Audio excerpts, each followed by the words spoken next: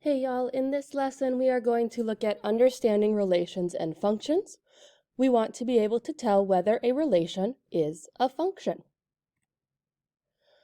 We have two key vocabulary words. Any set of ordered pairs is a relation. So if you have a list of ordered pairs, like points, is a relation. And a relation is a function when each input is assigned exactly one output. Okay, so a relation is not always a function. So let's look at identifying functions with arrow diagrams. Our essential question is, when is a relation a function? In this first example, Jonah is shipping 5 boxes for his uncle. Each box is the same size, but a different weight. The cost to ship each box is shown. Should Jonah expect the cost to ship a 15-pound box to be a unique cost? So we can see a 8, 9, 10, 12, and 14-pound box. And we want to figure out if this is a relation, if it's a function, to discover if it's going to be a unique cost for the 15-pound box. So the first thing we're going to do is organize our data using ordered pairs, because again, ordered pairs can represent a relation.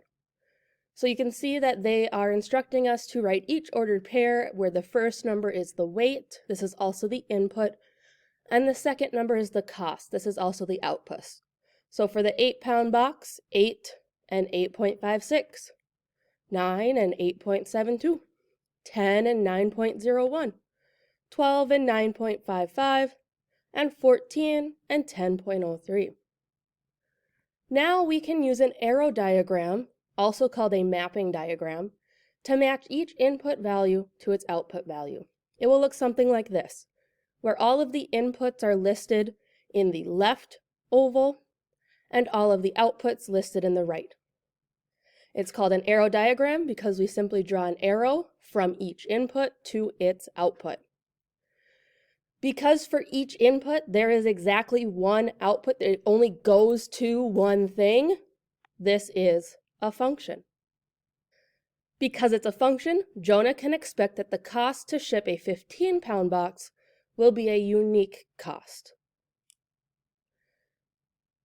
Here is one for you to try. Joe needs to advertise his company. He considers several different brochures of different side lengths and areas. He presented the data as ordered pairs, where the first number is the side length and the second number is the area. Complete the arrow diagram by filling in the 2 missing numbers and drawing arrows from each input to its output. Then answer the question, is the area of the brochure a function of the side length? In example 2, Frank uses a table to record the ages and heights of 6 students he tutors. Is this relation a function? So we can see in the left column the age, and in the right column the height. Now, before we look at the answer, let's think for a second. Does your height have anything to do with your age?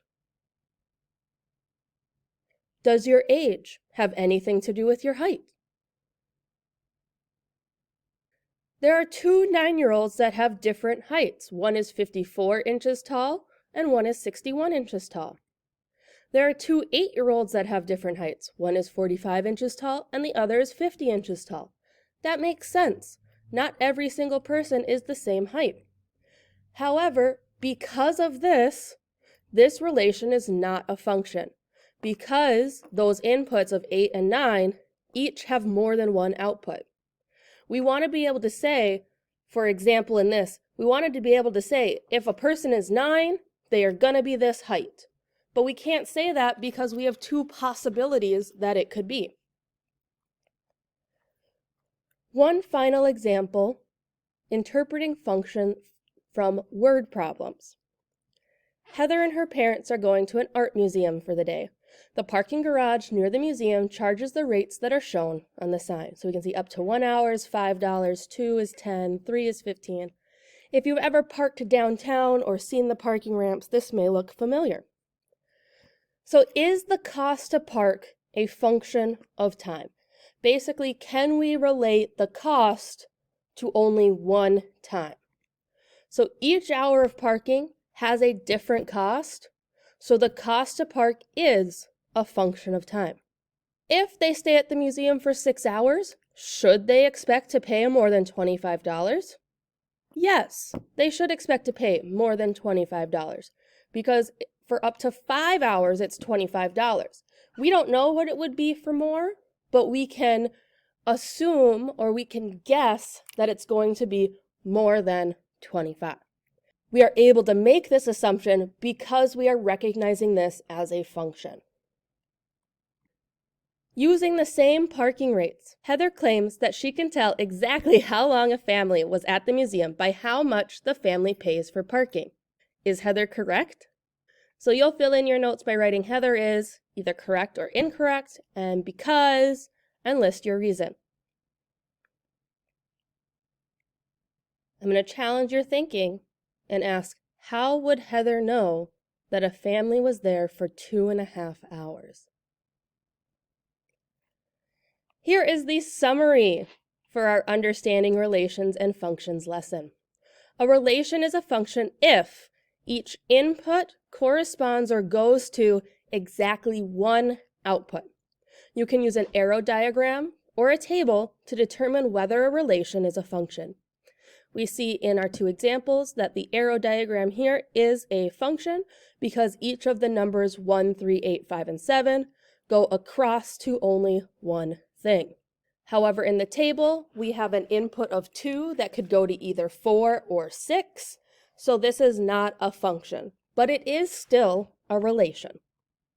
Your next steps are to turn in the 4.1 notes, complete the Build 4.1, and take your 4.1 mastery check. Then continue on to the next lesson. Good luck!